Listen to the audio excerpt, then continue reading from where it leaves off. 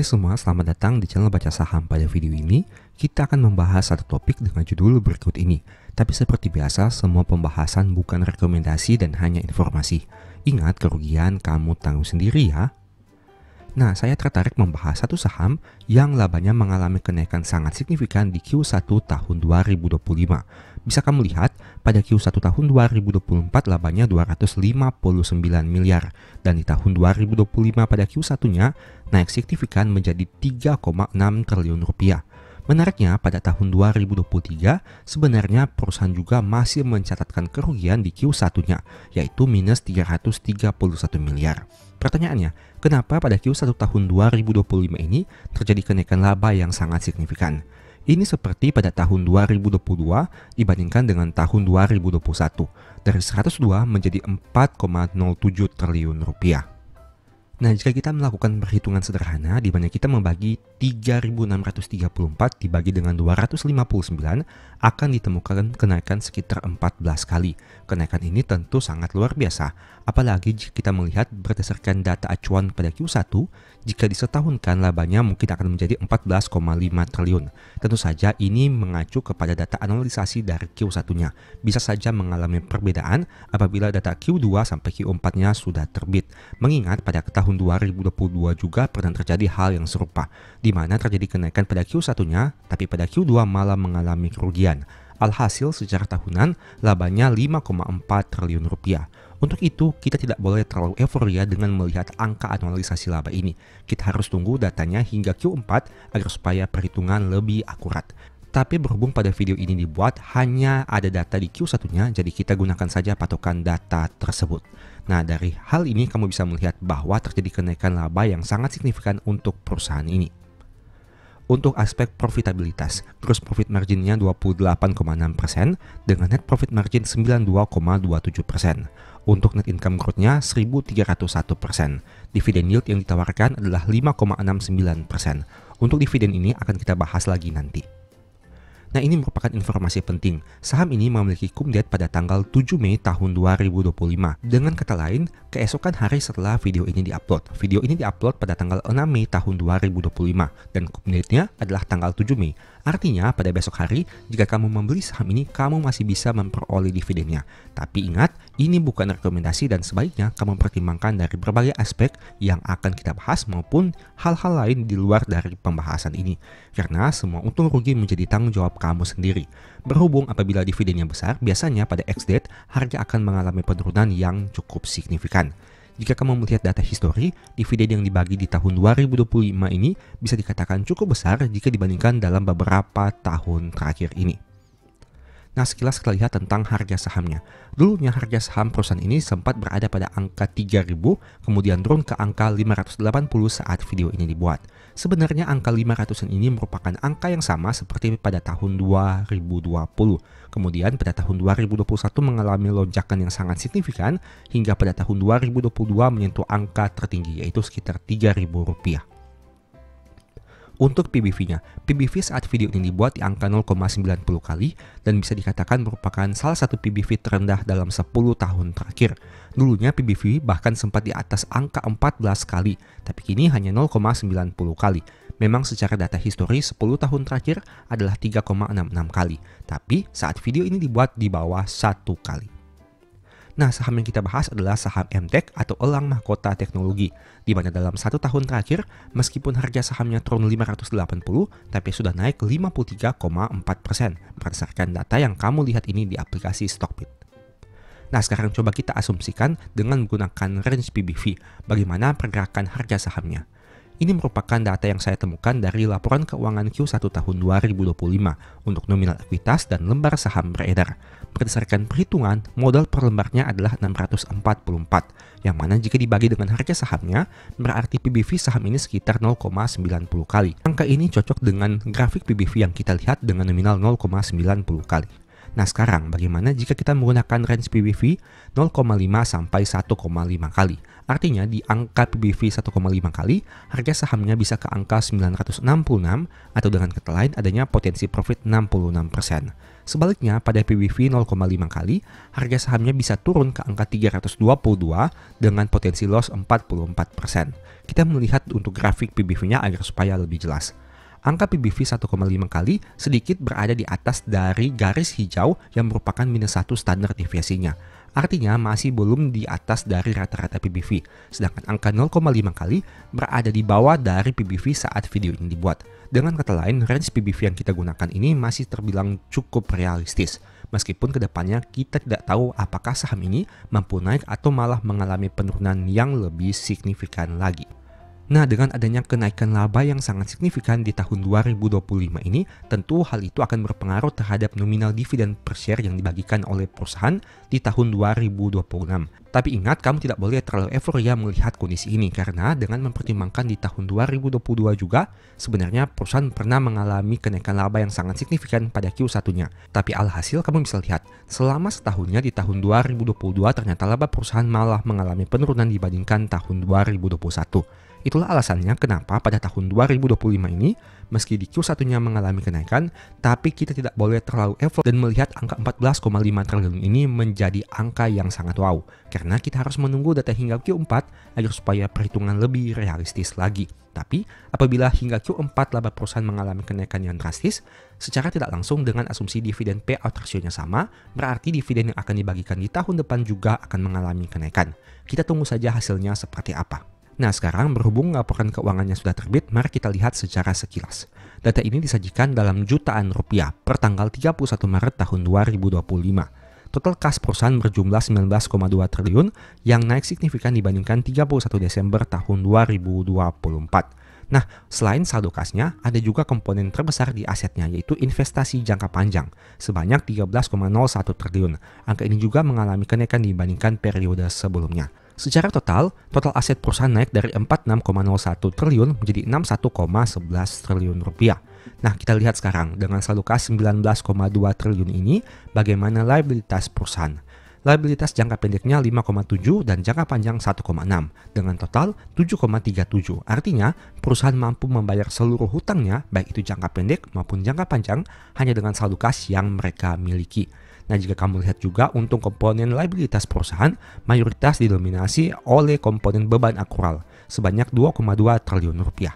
Sekarang, selain kita membandingkan saldo kas dan liabilitas, kita bandingkan juga liabilitas dan ekuitasnya. Dengan total liabilitas 7,37 triliun ini, perusahaan memiliki saldo ekuitas 39,5 triliun. Artinya komponen DR-nya ini cukup rendah dengan angka di bawah 100%. Karena liabilitasnya ini cukup rendah jika dibandingkan dengan total ekuitas yang mereka miliki. Mayoritasnya berasal dari saldo laba yang belum ditentukan penggunaannya yang mengalami kenaikan cukup signifikan dari 10,6 menjadi 14,2 triliun rupiah. Nah, sekarang bagaimana dari sisi laba ruginya? Pendapatan perusahaan mengalami kenaikan dari 2,4 menjadi 3,9. Begitu juga dengan beban pokok pendapatan yang naik dari 1,6 menjadi 2,8. Alhasil laba kotornya mampu tumbuh dari 0,79 menjadi 1,12. Kemudian kita lihat rincian lainnya. Beban penjualan mengalami kenaikan, beban umum dan administrasi mengalami kenaikan, dan ada juga beberapa pos keuangan lainnya. Secara sederhana, laba usahanya masih mampu tumbuh dari 295 menjadi 362 di tahun 2025. Nah, ini yang menarik. Kenapa laba perusahaan bisa naik sangat signifikan? Alasannya karena ada kenaikan dari laba atas investasi. Kamu lihat di sini, dari yang awalnya 19.881 di tahun 2025 menjadi 2.466.783. Dan ada juga laba atas akuisisi entitas anak sebanyak 903.936. Dua komponen inilah yang menyebabkan laba perusahaan mampu naik dengan signifikan di tahun 2025 ini. Alhasil labanya naik dari 259 miliar menjadi 3,6 triliun rupiah. Itulah yang menjadi alasan kenapa laba perusahaan naik dengan sangat signifikan. Nah, jika kamu penasaran, mari coba kita lihat. Nah, pada catatan kaki nomor 15 dengan judul investasi jangka panjang, kamu akan menemukan informasi lebih detail sebagai berikut. Investasi jangka panjang merupakan investasi pada entitas yang diklasifikasikan sebagai aset keuangan, diukur pada nilai wajar melalui laba rugi dan penghasilan komprehensif lain dengan rincian sebagai berikut. Dari data ini, kamu bisa melihat beberapa pos keuangan yang mengalami naik turun dengan signifikan. Yang pertama adalah investasi yang disajikan pada nilai wajar melalui laba rugi dan biaya amortisasi investasi pada instrumen ekuitas mengalami penurunan. Tapi sebaliknya, ada juga yang mengalami kenaikan, yaitu investasi disajikan pada nilai wajar melalui laba komprehensif lain investasi pada instrumen utang, yang mana mengalami kenaikan di tahun 2025. Nah, ada juga informasi sebagai berikut. Perubahan nilai wajar yang diakui selama tahun 2024 pada laba rugi dan penghasilan komprehensif lain masing-masing sebesar 1,9 triliun dan 420 miliar rupiah. Kelompok usaha memutuskan untuk mengklasifikasikan dan mengukur investasi pada obligasi konversi sebagai instrumen keuangan yang ditetapkan pada nilai wajar melalui laba rugi dan biaya amortisasi. Investasi pada instrumen ekuitas dan dana modal Ventura sebagai instrumen keuangan yang ditetapkan pada nilai wajar melalui laba rugi dan penghasilan komprehensif lain. Investasi pada Grab Holdings Limited di tahun 2023 PT Grab Teknologi Indonesia, termasuk instrumen derivatif, diklasifikasi sebagai instrumen keuangan yang ditetapkan pada nilai wajar melalui laba rugi. Grab Holdings Limited. Pada tanggal 31 Desember 2024, perusahaan memiliki 79,3 juta lembar saham atas GHL dengan nilai wajar atas investasi adalah sejumlah 6,05 triliun. Sampai tanggal 31 Maret tahun 2025, perusahaan telah melepas 27,4 juta lembar saham atas GHL sebesar 2,2 triliun. Pada tanggal 31 Maret tahun 2025, perusahaan memiliki 51,87 juta saham atas GHL dengan nilai wajar atas investasi adalah sejumlah 3,90 triliun rupiah. Jadi catatan di sini, sampai dengan tanggal 31 Maret tahun 2025, perusahaan telah melepas 27.423.398 saham atas Grab Holdings Limited. Nah, menurut kamu bagaimana dengan komposisi laporan laba rugi perusahaan ini? Apakah kenaikan laba di tahun 2025 hingga Q1-nya tergolong wajar? Ataukah ini merupakan pendapatan yang sebenarnya tidak akan berulang lagi pada Q2 hingga Q4-nya? Kita tunggu saja sepak terjang saham MTech ini ke depannya seperti apa. Memang harga sahamnya mengalami fluktuatif yang sangat signifikan dalam beberapa tahun ini. Dan saat video ini dibuat, PBV-nya di bawah 1 kali. Harga sahamnya di angka 580, tawaran dividennya cukup menarik dengan laba yang mengalami kenaikan. Tapi kembali lagi, hal itu tidak boleh terlalu menjadi euforia bagi kamu. Mengingat pada tahun-tahun sebelumnya, labanya juga sempat naik di Q1-nya. Tapi alhasil, dalam waktu 1 tahun mengalami penurunan juga dibandingkan periode sebelumnya. Kita tunggu saja kinerja perusahaan di tahun 2025. Semoga saja memang labanya mampu naik signifikan hingga akhir tahun 2025 ini. Dan ingat, pembahasan ini bukan rekomendasi dan hanya sebagai informasi saja. Untung rugi, kamu yang tanggung sendiri. Sebagai informasi, sebelumnya saya juga sudah sempat buat satu video yang mungkin bisa berguna. Nonton hingga selesai agar memperoleh pemahaman yang utuh. Nah, saya sudah membuat simulasi sederhana terkait prospek dividen apabila kamu memiliki saham dengan beberapa variasi harga saham. Sebagai informasi, saat terjadi penurunan harga saham sebenarnya ini merupakan peluang yang bisa kamu manfaatkan. Apabila perusahaan yang kamu pilih itu kinerjanya bagus, prospek kedepannya masih cerah, dan untuk pertumbuhan labanya masih bisa diproyeksikan menjadi lebih tinggi lagi di masa depan, dengan pembayaran dividen payout ratio yang stabil dan manajemen yang berintegritas, sebenarnya hal itu bisa dilihat sebagai peluang. Kita gunakan contoh perhitungannya. Dengan asumsi modal 1 miliar rupiah, apabila harga saham berada di angka Rp6.000, kita hanya akan memiliki lembar saham 166.000 saja. Apabila harga saham turun di angka Rp5.000, kita jadi memiliki lembar saham 200.000. Apabila harga sahamnya turun lagi ke angka 4.000, kita jadi memiliki lembar saham 250.000. Ini kamu lihat, dengan modal yang sama yaitu 1 miliar, semakin turun harga saham, lembar saham kita jadi semakin banyak. Nah, itu artinya dengan modal yang sama yaitu 1 miliar, setiap orang bisa memiliki potensi dividen yield yang berbeda-beda. Mereka yang membeli di harga 6.000 yieldnya hanya 5%, yang membeli di harga 5.000 yieldnya 6%, dan yang membeli di harga 4.000 yieldnya 7,5%. Meskipun angka dividen per share-nya tetap yaitu Rp300 per lembar saham, tapi angka dividen yield-nya bisa berubah-ubah karena harga pembeliannya juga berbeda. Dan apa dampaknya? Tentu saja dividen yang diterima pun berbeda. Mereka yang membeli di harga 6.000 hanya akan menerima dividen 50 juta.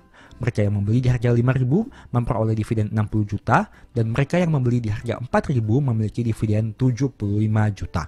Alasannya sederhana, karena lembar sahamnya semakin harga rendah semakin banyak, sehingga menyebabkan dividennya yang diterima juga semakin banyak.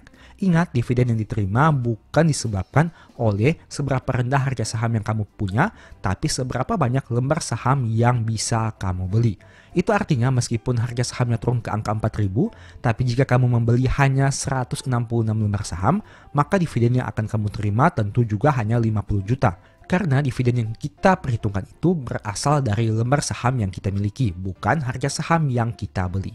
Nah, di sini juga bisa kamu lihat sebagai peluang. Apabila kamu punya target untuk bisa pensiun dini, bisa hidup dari dividen saham, bisa resign dari pekerjaan ataupun usaha, kamu bisa memperkirakan kira-kira berapa banyak modal yang dibutuhkan untuk bisa menerima dividen yang sesuai dengan kebutuhan hidupmu. Dengan asumsi simulasi ini kamu bisa lihat, katakanlah dengan harga saham Rp5.000.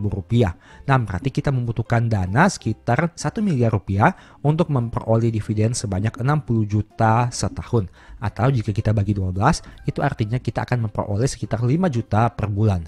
Tentunya dividen biasanya dibagikan dalam waktu setahun, sehingga untuk bulanannya bisa kamu bagi sendiri dengan angka 12. Nah, pertanyaannya, apakah angka 5 juta ini merupakan angka yang sesuai dengan biaya hidup kamu? Apakah biaya hidup kamu hanya 5 juta per bulan atau mungkin 50 juta per bulan? Nah, dari simulasi sederhana ini sebenarnya kamu bisa menghitung secara gambaran besarnya kira-kira kamu butuh modal berapa. Katakanlah misalnya modalnya kita naikkan menjadi Rp3 miliar. Dengan asumsi harga saham Rp5.000, kita bisa memperoleh lembar saham sebanyak Rp600.000. Dan artinya kita bisa memperoleh dividen sebanyak 180 juta atau jika dibagi 12 menjadi 15 juta per bulan. Dengan angka 3 miliar ini rasanya menjadi lebih rasional dengan memperoleh dividen 180 juta dan dibagi 12 menjadi dividen 15 juta per bulan. Tapi pertanyaannya, sebanyak apa orang yang memiliki uang 3 miliar untuk bisa membeli sekaligus lembar saham yang banyak dengan angka 600.000 lembar saham dari simulasi ini? Tentu tidak banyak bukan? Mayoritas dari kita mungkin hanya memiliki uang recehan yang hanya mampu membeli beberapa lembar saham setiap bulannya dari gaji yang dihasilkan atau dari usaha kecil-kecilan yang dimiliki. Nah, tapi tidak perlu berkecil hati, mengingat untuk harga saham di sini cukup fluktuatif.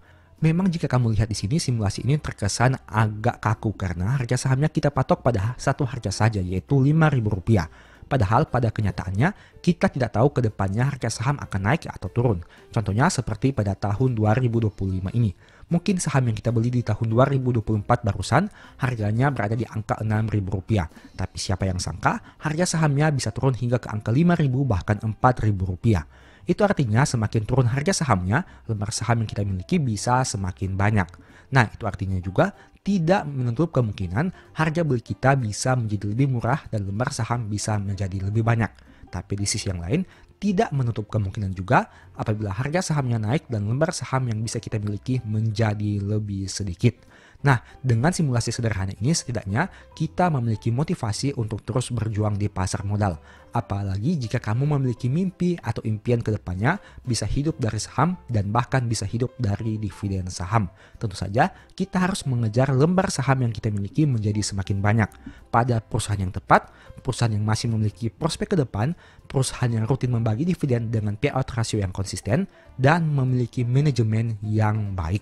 Karena ingat, untuk dividen yang kita terima itu akan berdasarkan dari kinerja perusahaan yang dicapai dan hasil keputusan RUPS atau keputusan dari pemegang saham pengendalinya. Sehingga sangat penting untuk mempertimbangkan hal-hal tersebut sebelum memutuskan untuk terus mengumpulkan lembar saham. Intinya untuk bisa hidup dari dividen saham, kita fokus kepada mengumpulkan lembar saham sebanyak mungkin pada harga serendah mungkin. Semakin rendah harga saham, semakin banyak lembar saham yang bisa kita miliki. Kita bisa melakukan simulasi atau perhitungan sederhana terkait kondisi kamu masing-masing. Seberapa besar biaya hidup yang kamu butuhkan setiap tahun, dan seberapa banyak modal yang harus kamu butuhkan. Tentu setiap orang punya jumlah modal yang berbeda-beda. Ada mungkin yang bisa hidup dari dividen sebanyak 60 juta per tahun atau 5 juta per bulan. Artinya pada kondisi ini dia hanya butuh dana 1 miliar rupiah. Tapi ada juga mungkin yang butuh angka seperti yang tadi kita bahas, yaitu misalkan di angka 15 juta per bulan atau 180 juta per tahun. Ada mungkin juga yang butuh lebih dari ini. Semuanya punya cara masing-masing. Tapi ingat, semakin banyak kebutuhan hidupmu, modal yang kamu butuhkan juga harus semakin besar. Tapi tidak perlu berkecil hati karena ada dua strategi yang bisa kamu gunakan. Strategi pertama adalah dollar cost averaging, artinya pada harga berapapun kamu melakukan pembelian secara bertahap setiap bulan atau setiap periode. Setiap kamu menghasilkan pendapatan, kamu bisa melakukan pembelian. Apabila harga sahamnya turun, itu merupakan suatu kesempatan. Apabila harga sahamnya naik, mungkin kamu bisa mempertimbangkan untuk rem dulu dan menunggu saat terjadi koreksi. Keuntungan kedua yang bisa kamu lakukan adalah dengan mereinvestasikan dividen yang sudah kamu terima. Saya sudah banyak membahas topik terkait dua hal ini, di mana dividen yang kamu terima jangan kamu tarik dulu, tapi kamu belikan saham lagi. Apabila kamu berencana untuk pensiun 10 tahun lagi, 15 tahun lagi, kamu tentu belum butuh uangnya sekarang. Dan uang tersebut bisa kamu beranakan lagi, bisa kamu suruh kerja lagi dengan membeli saham dan kemudian diharapkan di masa depan lembar saham kamu semakin banyak, dividen yang diterima juga semakin banyak. Nah, ini merupakan dua strategi yang bisa kamu terapkan, yang mana cukup sederhana, dan yang kedua adalah bisa memanfaatkan sumber penghasilan lain dari gaji atau penghasilan dari usaha kecil-kecilan kamu, yaitu reinvestasikan dividen. Saya sudah pernah bahas videonya dan kamu bisa lihat di masa depan, mungkin uang yang saat ini kecil bisa menjadi cukup besar di masa depan. Tentu saja jika dilakukan dengan konsisten dan sesuai dengan skenario. Tapi pada intinya ini merupakan simulasi saja, tidak ada yang bisa menjamin di masa depan hal ini bisa terjadi atau tidak. Yang jelas kita hanya bisa berusaha dan melakukan hal-hal semaksimal yang bisa kita lakukan. Selebihnya kita hanya bisa berdoa dan melihat kondisi yang terjadi ke depannya seperti apa. Lakukan mitigasi dan memaksimalkan potensi keuntungan agar hasil yang kamu peroleh bisa lebih maksimal. Semoga video ini bisa bermanfaat. Dan semoga video ini bisa membuka cara pandang kamu untuk melihat saat terjadi penurunan harga saham. Mungkin saat ini akan banyak orang yang membahas terkait penurunan harga saham big caps dan pesimisme mereka di masa depan. Tapi ingat, ini tidak hanya terjadi di tahun 2025. Jika kamu sudah lama di pasar modal, kamu tentu tahu bahwa setiap musim akan ada pemberitaan seperti ini. Dan saat harga saham turun, sebenarnya jika perusahaannya masih baik, masih ada prospek ke depan, itu merupakan kesempatan langka yang jarang akan kamu temukan di pasar modal. Kamu tentu sudah ingat di tahun 2020 saat harga saham mengalami penurunan yang sangat signifikan dan bagaimana banyak penyesalan yang terjadi di tahun 2022-2023 saat harga sahamnya terbang. Meskipun saya tidak mengatakan bahwa kondisi yang sama akan terjadi, di mana harga saham yang saat ini turun akan mengalami kenaikan, tapi setidaknya dari pembelajaran yang sudah pernah kita lihat di tahun 2020, tahun 2008, kamu bisa mengambil kesimpulanmu sendiri. Dan sebagai informasi, apabila kamu tertarik mempelajari lebih lanjut terkait hidup dari saham, mungkin kamu bisa membaca ebook Stock for Living yang saya tulis ini. Dan ada juga file Excel yang bisa kamu lakukan secara simulasi sederhana untuk menghitung kondisi kamu masing-masing. Nah, apabila kamu ingin mempelajari metode nabung saham atau dollar cost averaging, kamu mungkin bisa membaca ebook strategi nabung saham yang juga pembahasan materinya seperti yang kamu lihat pada tampilan berikut ini. Demikianlah pembahasan singkat pada video ini. Selalu ingat bahwa semua saham yang disebutkan bukan rekomendasi dan hanya bersifat edukasi serta informasi. Mohon juga agar dapat mengecek kembali data yang ditampilkan karena bisa saja terjadi kesalahan pengetikan atau pengambilan data. Di video berikutnya ingin dibahas materi apa lagi? Tulis di kolom komentar ya. Sebagai informasi, berikut ini beberapa list ebook baca saham. Pertama, psikologi saham. Kedua, stock for living. Ketiga, strategi nabung saham. Keempat, the stock market. Dan yang kelima, cara cepat analisa laporan keuangan. Apabila tertarik, chat saja pada nomor WA yang ada. Sekian video ini, semoga bermanfaat. Thank you.